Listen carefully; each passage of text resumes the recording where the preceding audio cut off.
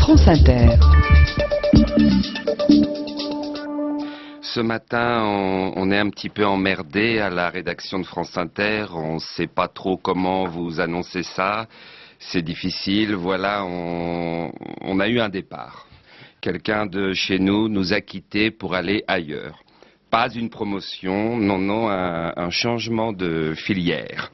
Françoise Degois, journaliste politique à France Inter depuis 10 ans, a rejoint l'équipe de Ségolène Royal.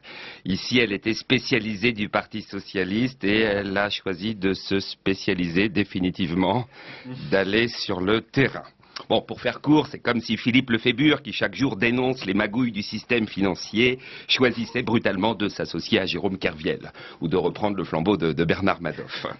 Évidemment, ce départ nous pose un problème de conscience. Même si France Inter est étiquetée à gauche, on est quand même assujetti à un devoir de réserve, une certaine impartialité.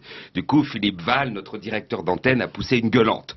Thomas Legrand a dû décrocher un portrait d'Olivier Besancenot et Nicolas Demorand a dû se débarrasser d'un petit hôtel érigé à la gloire du Tché, 3 cierges, un vieux cigare cubain mâchouillé et une touffe de cheveux. Il y a eu un recadrage sévère. Seul Fabrice Drouel, qui ne s'intéresse à rien en dehors de la mode masculine et qu'on surnomme ici affectueusement Madame de Fontenay, n'a eu aucune réflexion. Tout ça pour vous dire qu'à la rédaction ce matin, malgré d'excellents chiffres d'audience, on n'est pas bien.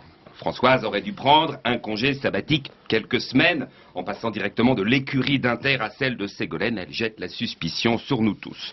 Pour rétablir l'équilibre, respecter une certaine parité, il faudrait qu'un journaliste d'ici accepte de rejoindre l'écurie d'un homme politique de droite.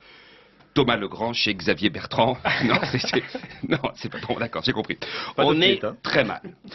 On est très mal. Il y a 15 jours encore, aux vacances de la Toussaint, dans ce studio, Françoise Degois faisait une chronique des éditos anti-sarkozystes meurtriers. On a l'air de quoi aujourd'hui? Je me souviens aussi d'un papier où elle avait dézingué Vincent Payon. On pensait que c'était son point de vue, que c'était elle qui écrivait. Aujourd'hui, on sait que non. Ségolène était le nègre de Françoise Degois, royale chroniqueuse chez Nicolas Demorand. On est dans la merde. On connaissait le faible de Françoise pour Ségolène. C'était un mystère pour personne. Elle avait écrit un livre sur elle, intitulé Femme debout.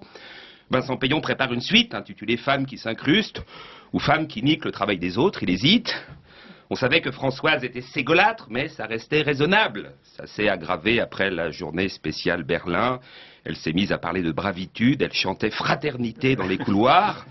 On a essayé à plusieurs reprises d'avertir notre président, Jean Lucas, qui nous a dit « Écoutez les gars, faites chier, merde, je suis en train de repiquer des hortensias, je fais des boutures, démerdez-vous. » On se sent seul en ce moment à Radio France. À moins d'avoir une question sur la fabrication du compost ou la taille des rosiers, le président est occupé. En tout cas, c'est courageux. Rejoindre l'équipe de Ségolène Royal maintenant, faut y croire. Autant Besson avait rejoint Sarko quand ça marchait, autant Degois rejoint Royal quand ça s'écroule. Elle est dingue aussi, Françoise. Non, c'est important de le préciser. Très gentille, énergique, mais totalement givrée. Ça peut marcher, leur association. Pour avoir discuté avec un psychiatre à Sainte-Anne, je sais qu'entre eux, ils se reconnaissent, ils se reniflent.